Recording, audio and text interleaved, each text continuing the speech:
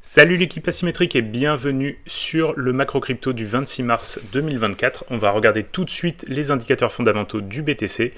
Donc pour le MVRV ratio, pour le moment, on voit qu'il a bien dégonflé avec la petite baisse qu'on a eue ces derniers temps.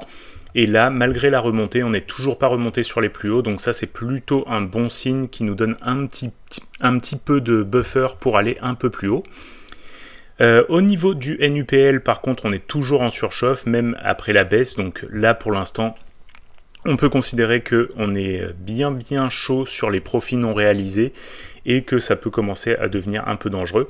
Et là, sur le SOPR, on peut voir qu'il y a quand même des prises de profit qui commencent à arriver et on est proche du niveau des 6 qui pour moi est le niveau d'alerte.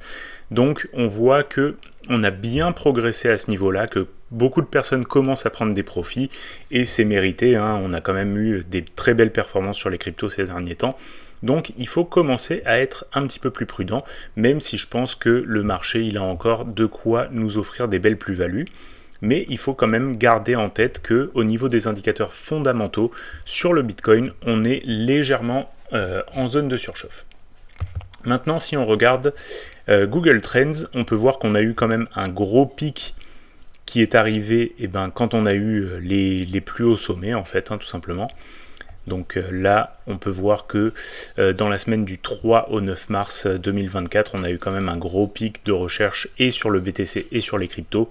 Donc ça, c'est quand même à prendre en considération. Là, ça a bien dégonflé, donc on peut voir que la baisse sur les cryptos, ça a bien calmé tout le monde et qu'on n'est plus dans une phase de grosse hype et qu'on a plutôt eu justement un ralentissement de cette phase avec tout le monde qui a eu un petit peu peur avec la baisse soudaine qui est arrivée. Pourtant, la baisse, elle n'a pas été si forte que ça, mais on peut voir que ça a eu un effet sur les investisseurs. Et donc ça, c'est plutôt une bonne chose. Ça nous permet d'avoir ralenti un petit peu la machine. Maintenant, si on va regarder les graphiques, on peut regarder d'abord le graphique du Bitcoin en weekly. Et on peut considérer que là, on a quand même eu une belle reprise haussière sur le weekly. Donc ça, c'est plutôt appréciable. Il faut quand même faire attention à ce niveau-là parce que là, pour l'instant, pour moi, on est plutôt dans un range et il va falloir bien considérer tout ça. Si on descend en daily, on peut voir que là, on a vraiment le range qui est bien mieux dessiné.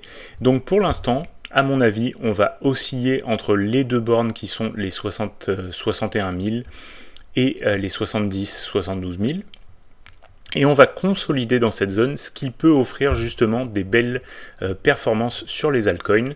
Donc il faut rester éveillé sur les altcoins. À mon avis, sur le Bitcoin, on va avoir une période où on va un petit peu se faire chier et où ça va consolider. Si on regarde maintenant la dominance du BTC, on peut voir que la dominance, elle est toujours sur les plus hauts, donc sur la zone des 54. Pour moi, c'est la grosse zone de résistance. À mon avis, on va baisser à partir de là. Et donc, ça reste intéressant de commencer à s'intéresser aux altcoins qui sont dans un narratif qui est intéressant. Donc, on a le narratif des RWA, Real World Asset. On a le narratif qui peut arriver sur Ethereum avec les ETF sur Ethereum et puis, en ce moment, le Liquid Restaking.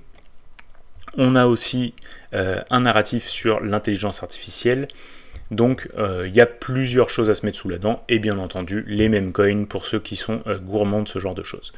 Si on regarde le crypto total, on peut voir que pour l'instant sur le market cap total on n'a toujours pas fait de nouvelle ATH. À mon avis ça c'est aussi quelque chose qui est assez attendu. Donc il va falloir regarder qu'est-ce qui va se passer à ce niveau-là. Et ça pourrait faire aussi un petit peu des gros titres de dire ah la crypto est arrivée à un nouvel ATH à son global sur le total market cap. Ensuite sur le total 2, on peut voir qu'on est revenu dans cette zone qui avait fait un top temporaire ici. Donc là pour l'instant on consolide en dessous, à mon avis on va aller plus haut et ça pourrait être le tour justement d'Ethereum de capturer un petit peu l'attention du marché. Sur le total 3, on voit que c'est un peu la même chose, on est arrivé proche de cette zone qui fait résistance et pour l'instant on a été retapé un coup sur cette zone, sur le bas de cette zone, là où on avait les mèches que j'avais encadrées ici. Donc on va pouvoir éventuellement continuer à évoluer dans ce range-là avec le bon espoir de s'en extraire par le haut. Et ça, ça va être sur une phase de surperformance des altcoins. Pour ce qui est du graphique du BTC, on l'a déjà regardé. Le graphique de l'Ether contre le BTC maintenant, on peut voir que c'est toujours assez moche pour l'instant. C'est clairement le Bitcoin qui domine. Donc même si l'Ether contre l'USD, on peut voir que c'est très très joli, l'Ether contre le Bitcoin pour l'instant c'est toujours pas joli. Et ça, ça amène à penser que déjà il peut y avoir un rattrapage de la part de l'Ether. Donc ça c'est quelque chose auquel il faut s'attendre, ça a bien désespéré les investisseurs. Donc là, pour l'instant, on peut penser que beaucoup de personnes sont en train de se tourner vers le Bitcoin en disant Bitcoin is king et que ça peut être justement un bon moment de se mettre sur l'Ether. Mais pour l'instant, il faut quand même toujours considérer que Bitcoin is king. Donc on veut avoir ce moment de rotation et il va falloir observer ça.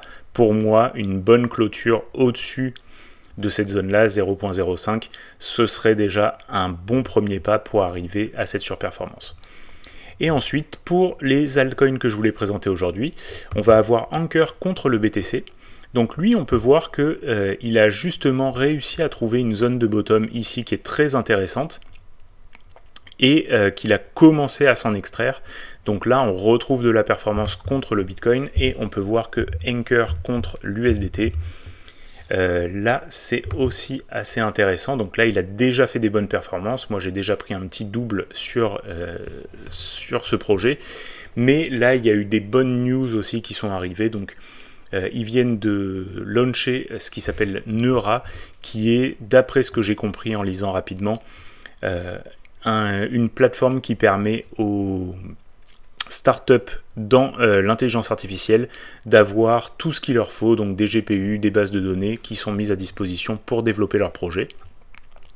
Donc ça peut le faire rentrer dans le narratif AI et justement lui occasionner des belles performances. Donc il faut le garder à l'œil.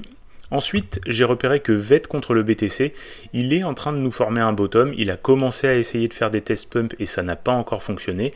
Mais là, on est retourné sur le bottom et on voit qu'il y a une réaction. Donc, je pense qu'il peut y avoir un trade intéressant, ne serait-ce que pour aller retourner chercher la zone que je vais encadrer ici.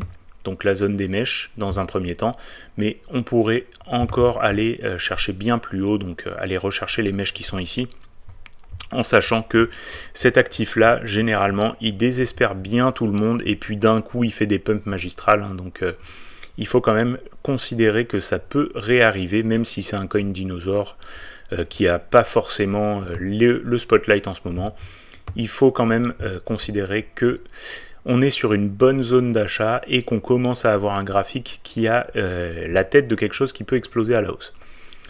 Ensuite, le BNB contre le BTC, donc moi je trouve que là c'est plutôt joli ce qu'il est en train de nous faire le BNB, il est revenu à l'intérieur de son précédent range, et là on voit qu'il est en train de bien confirmer, donc une clôture au-dessus de la zone sur laquelle j'ai mis un trait ici, donc on peut voir que c'est une zone qui a fait pivot par le passé.